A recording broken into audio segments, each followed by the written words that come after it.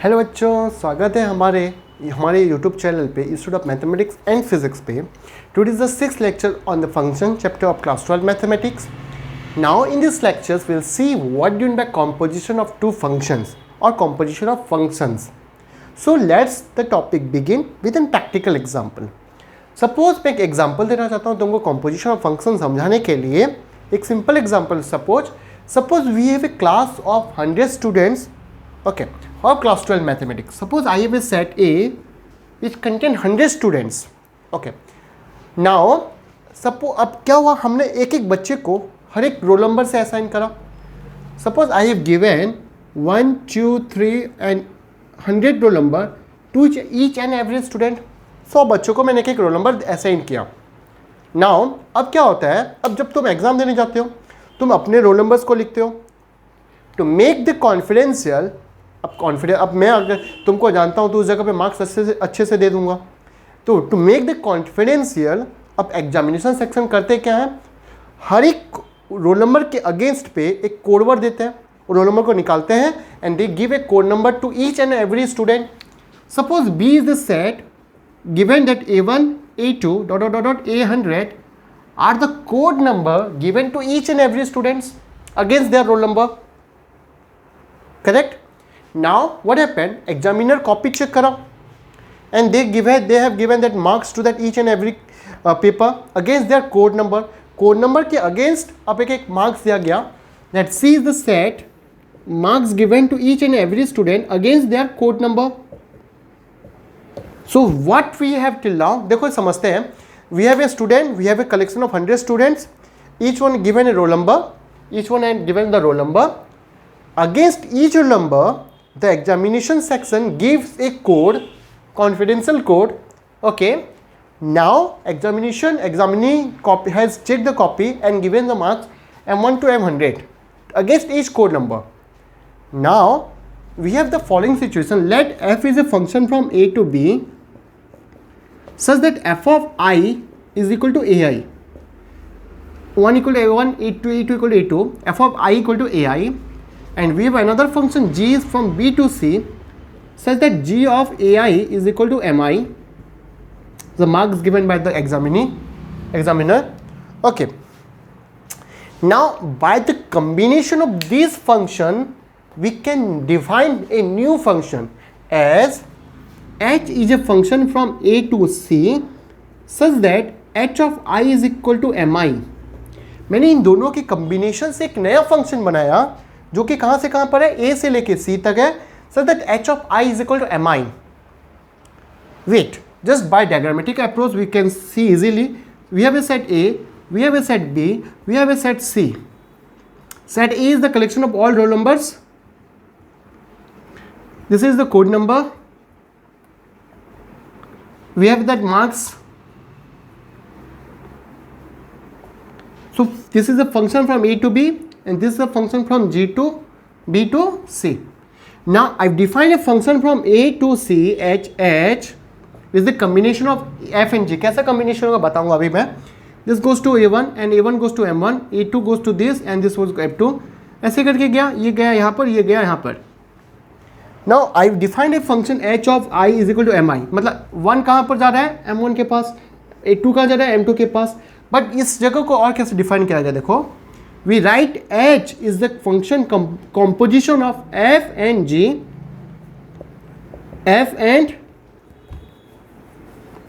we write g is equal f h is equal to g o f। क्यों लिखा गया देखते हैं, समझ जाता हूं मैं। now h of I is कैसे डिफाइन होगा, g o f of I and this is nothing but g of f of I। कैसे लिखा, gf g o f of I, nothing but g of fi. What is the g of fi? We have fi is ai. Now g of ai is nothing but mi. So what we get, h of I is equal to mi. So जो कि मैंने define करा था। So this is a combination of two function f and g, that is gf g o f। कैसे define हो रहा है, देखो h of I is equal to gf of I and ये कैसे ऑपरेट होगा, first operate by f, that is g of fi is nothing but ai, now g of ai is equal to mi. Is that clear? So composition of function is the combination of two function f and g. अब मैं जब f and g का combination बोल रहा हूँ, first f operate होगा, उसके बाद g ऑपरेट होगा. मैंने g o f लिखा, पहले g लिखा फिर f लिखा, लेकिन हमेशा हम राइट से लेफ्ट की तरफ आएंगे. पहले f ऑपरेट होगा फिर g ऑपरेट होगा. सपोज मैं अगर लिखता f o g लिखता तो पहला ऑपरेट क्या होता? पहला ऑपरेट होता g, उसके बाद ऑपरेट होता f. So let's see an example to define what is that FOG and GOF.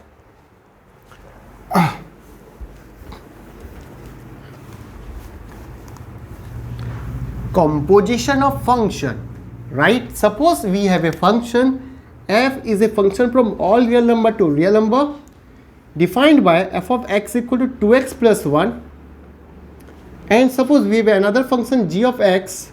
G is a function from R to R defined by g of x is equal to x square. G of x equal to x square. So now first I will find what is that GOF, and after that we find what is that FOG. So what is that GOF of x? मैंने just लिखा, this is nothing but g of f of x. Now this is g of, what is that fx here? 2x plus 1. Now g of 2x plus 1, this is g of x equal to x square, g of 1 equal to 1 square, g of 2 equal to 2 square, g of apple is equal to apple square. So g of 2x plus 1 is nothing but 2x plus 1 ka whole square, and that is nothing but 4x square plus 1 plus 4x.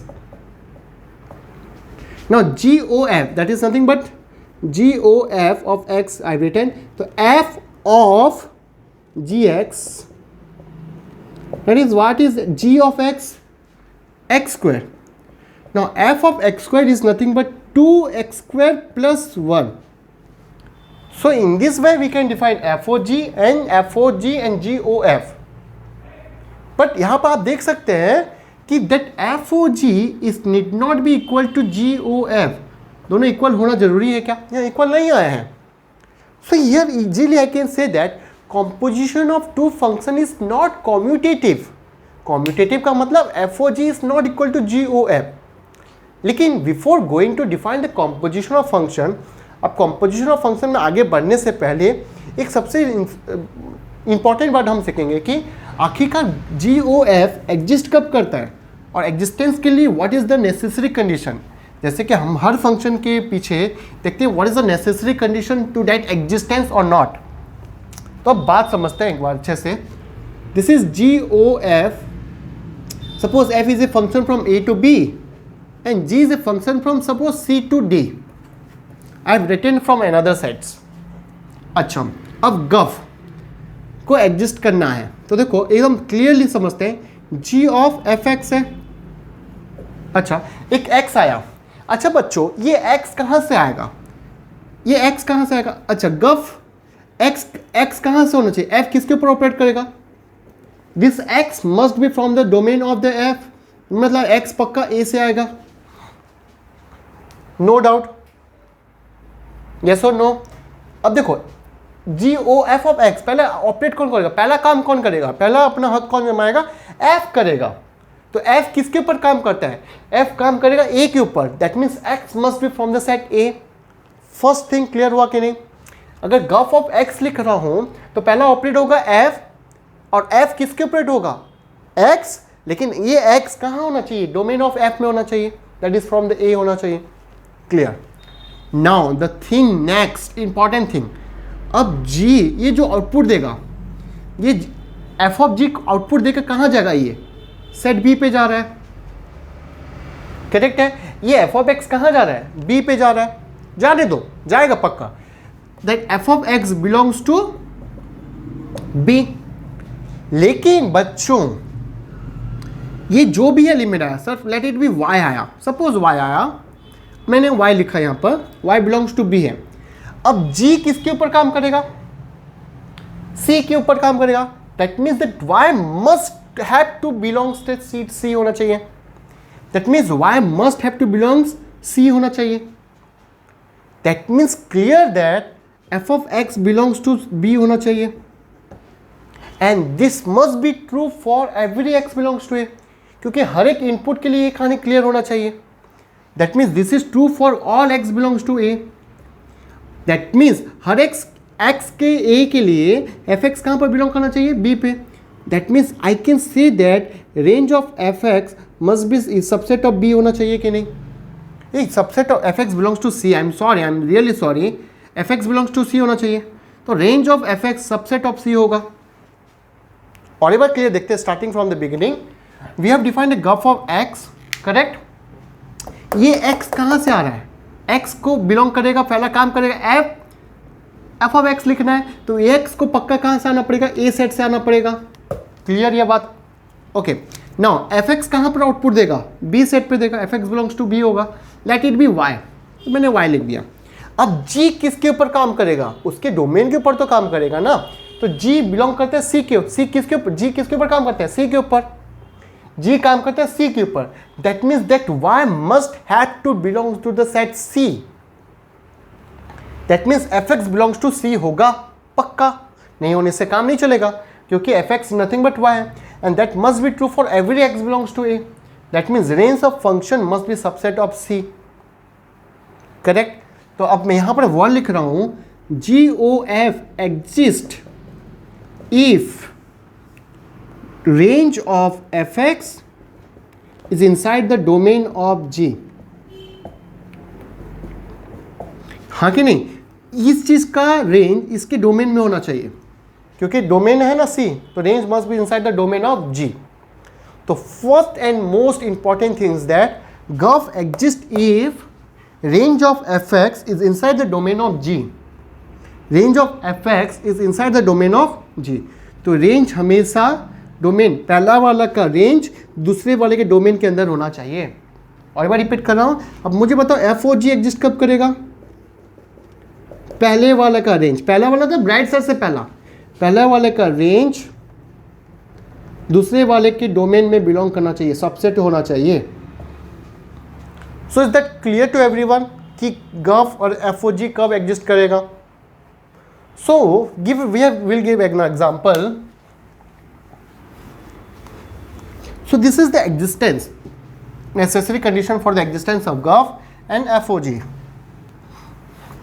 For example, suppose let f is a function defined by 1 2 2 3 4 5, and suppose z is a function as 2 3 3 5 5 2.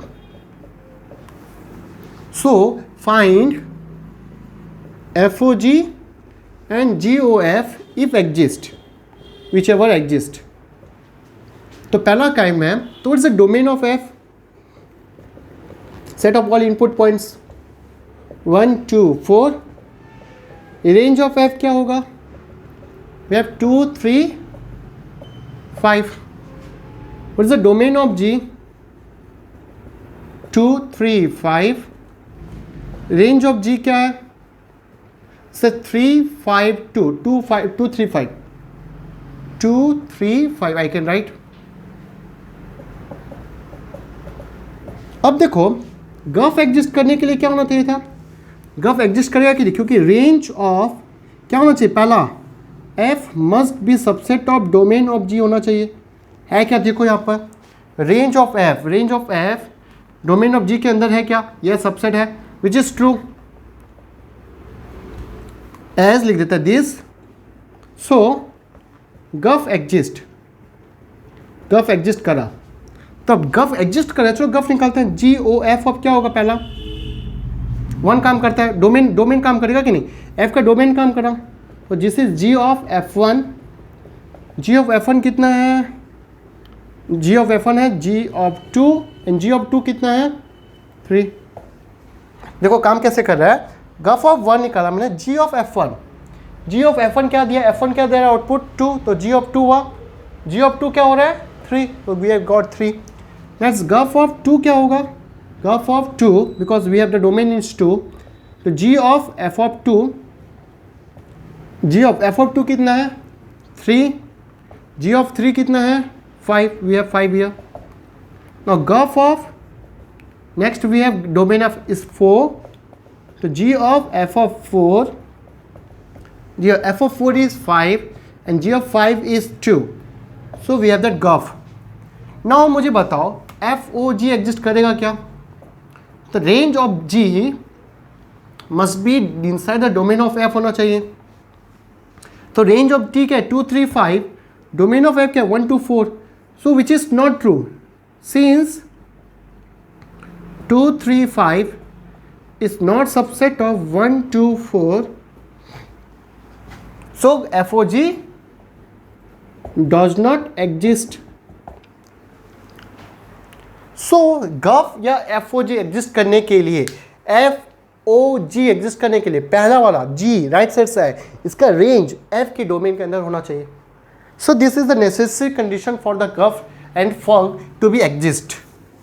Now we'll some see properties of a composition of function. Important property हम देखेंगे इस जगह पे. तो पहला property है, हमने लिख चुका already, properties of composition. Important properties हम पढ़ेंगे जो कि हम लोग के काम आएगा हमेशा. First of all, composition of functions is not commutative. Function composition commutative नहीं होता है, हमने ऑलरेडी देख चुका है. FOG is not equal to GOF. But composition of function satisfy is associative. मतलब ये associative rule को satisfy करता है. For example, if f is a function from a to b and g is a function from b to c and h is a function from c to d, so we can have h o g o f इसे में HOGOF हमेशा ये equal होगा. देखो function को associative, पहले इन दोनों को ऑपरेट करा, इसके साथ H को ऑपरेट करेंगे. सेम H पहले F ऑपरेट करेगा, फिर इन दोनों के साथ ऑपरेट करेगा. लेकिन एक चीज़ देखते हैं ये कैसा हो रहा है. मुझे फर्स्ट देखना है कि ये फंक्शन कहाँ से कहाँ तक है. एक चीज़ तुमको बताना भूल गया उस जगह पे, FOG का फंक्शन कहाँ से कहाँ तक है जानने के लिए क्या करेंगे, पहले का इनपुट F का आउटपुट होगा हमेशा. और एक बार रिपीट कर रहा हूँ, पहले का इनपुट सेट और लास्ट का आउटपुट सेट. जैसे कि अब मुझे बताओ GOF कहाँ से कहाँ तक होगा, बिना देखे देखते हैं. F का इनपुट A, G का आउटपुट C. तो GOF is a function from A to C. अब मुझे बता पाओगे क्या HOGOF कहाँ से कहाँ होगा? F का इनपुट A and H का आउटपुट D. तो this is a function from A to D. Similarly HOG कहाँ से कहाँ तक होगा? G का इनपुट B से लेके D तक, H का आउटपुट. सिमिलरली HOGOF का कहाँ से कहाँ होगा? F का इनपुट A और इसका output D. So these both are function from A to D. So in this way I can show that the composition of function is associative. Associative rule को satisfy करेंगे. Now one most important property will see here.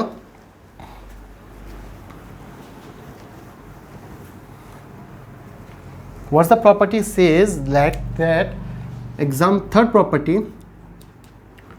composition of two 1-1 function is 1-1. That means let f is a function from a to b and g is a function from b to c. Both are 1-1 function. What need to I show that claim क्या करना है, proof क्या करना है? Claim I need to prove that कि GOF is a function from a to c is also 1-1. So if we have two 1-1 function, their composition is also 1-1 function. I have taken two function f and g which are both 1-1. I need to show that composition of f and g both are is also 1-1. अच्छा 1-1 दिखाने के लिए मुझे सबसे अच्छा तरीका यही पता है कि let GOF of x1 is equal to GOF of x2 ले लिया and I need to show that x1 equal to x2. 1 1 दिखाने के लिए यही तो criteria, f of x1 equal to f of x2 and we need to show that x1 equal to x2. So मैंने गफ of x1 equal to गफ of x2 ले लिया एंड मुझे क्या शो करना है, I need to prove that x1 equal to x2. कैसे दिखाएंगे, चलो देखते हैं. By the property of that function definition, ये क्या होगा, गफ of g of f of x1 is g of f of x2. अब देखो बच्चों, मेरे पास ये दोनों 1 1 फंक्शन है, मुझे इसको यूज करना पड़ेगा. Like here since g is 1 1, since g is 1 1, मुझे पता है g 1 1 है, मतलब g of y1 equal to g of y2 है, then I can say that y1 equal to y2, क्योंकि मुझे g ऑलरेडी 1 1 दिया है. g 1 1 दिया है, इसका मतलब क्या हुआ है, g of y1 equal to g of y2 है, then y1 equal to y2 होगा. एग्जैक्टली ऐसा ही चीज़ हो रहा है यहाँ पर. This is f of x1 equal to f of x2 बोल सकता हूँ कि नहीं, सिंस g इज 1 1. देखो g 1 1 है तो ये दोनों का आउटपुट सेम है, मतलब ये दोनों, ये पॉइंट समान होगा कि नहीं. Let g of y1 equal to g of y2, then y1 equal to y2 हो गया. अगेन f 1 1 है तो I can say that x1 equal to x2 since f is 1 1. So यहाँ हम क्या प्रूव कर दिए, गफ ऑफ x1 इक्वल टू गफ of x2 implies x1 equal to x2 implies गफ each 1 1. So composition of two 1 1 function is 1 1. I have just proved that. Plus rewrite it down. लेकिन important बात ये है, उल्टा बात, कन्वर्स बात. अगर गफ 1 1 है तो क्या जरूरी है कि f एंड g दोनों को 1 1 होना पड़ेगा, या फिर कौन 1 1 होगा जरूरी है, उसके बारे में हम देखेंगे. तो यहाँ पर मैं लिखता हूँ नीचे नोट लिख के, इसी पॉइंट, इसी प्रॉपर्टी के नीचे लिखेंगे हम note, converse of above property is need not true, need not be true. That means if gaf is 1 1, then it need not be necessary, it need not be necessary to have both f and g 1 1. ये जरूरी नहीं है कि f and g 1 1 होगा. एक example देखते हैं, proof करेंगे. अच्छा, बिफोर एक इसके ये प्रॉपर्टी को पढ़ाने से पहले एक चीज़ मैं प्रूफ करना चाहूँगा, एक प्रॉपर्टी को प्रूफ करना चाहूँगा. इफ गफ is 1 1, then f must be 1 1. ये एक प्रॉपर्टी रहेगा. मैंने लिखा है गफ is 1 1, then it need not be necessary let both f and g 1 1.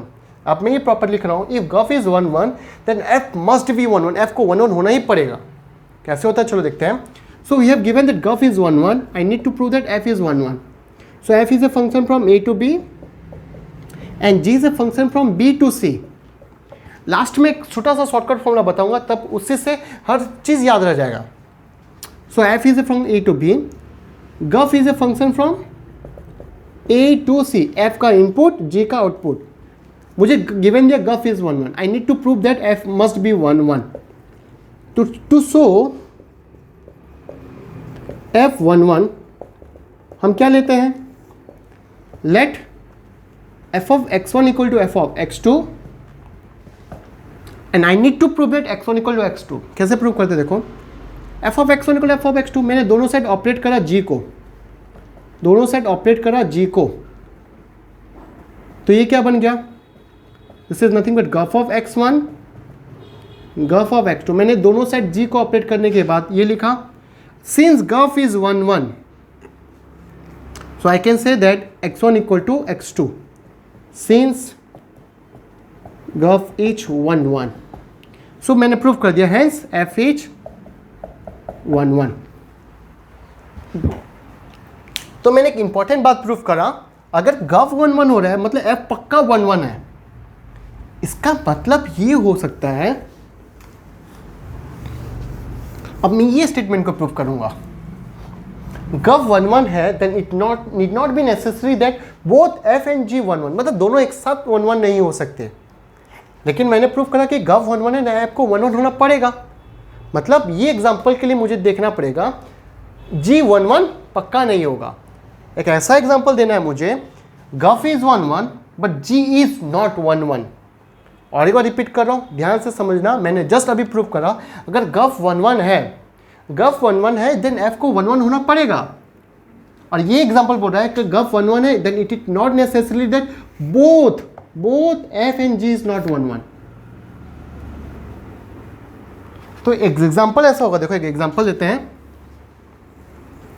We have a set A, we have a set B, we have a set C. f is a function from a to b, g is a function from b to c।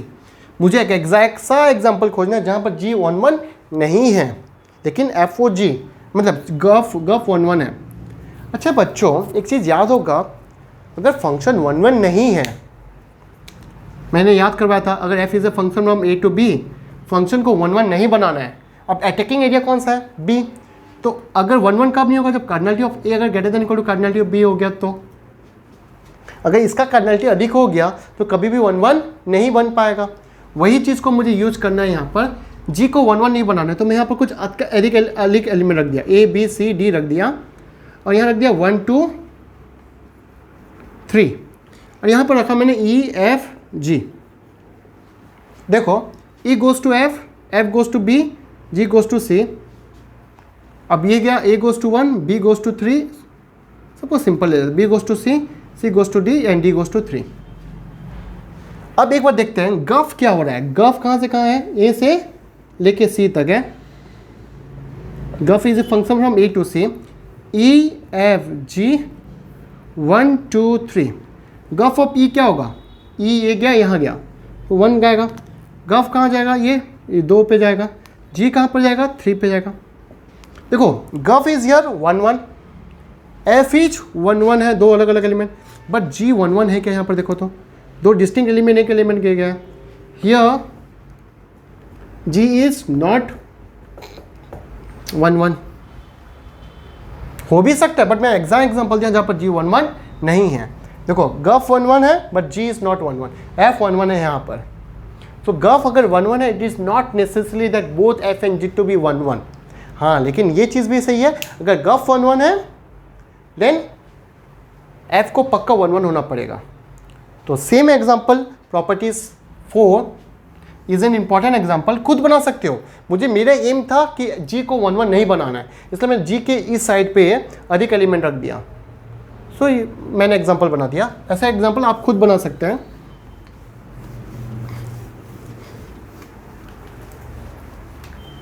Now the property number 4, property number 4, composition of two onto function is onto। मतलब मेरे पास अगर दो onto function है, दोनों के composition पक्का onto होंगे। Right, simple example है that f is a function from a to b and g is a from b to c, both are on to. मुझे क्लेम क्या करना है? क्लेम क्या करना है इधर कि गफ is a function from A to C is also onto. अच्छा, ऑन टू दिखाने के लिए क्या करना पड़ेगा तो देखते हैं। बहुत छोटा सा एग्जांपल है। Since F from A to B is on to, मैं क्या लिख सकता हूँ? F of capital A is equal complete B होगा कि नहीं? कैपिटल ए का मतलब क्या हो रहा है? एफ का हर एक इमेज पूरा कंप्लीट बी होगा कि नहीं? So I can write f of A equal to completely B. Similarly g from B to C is on to,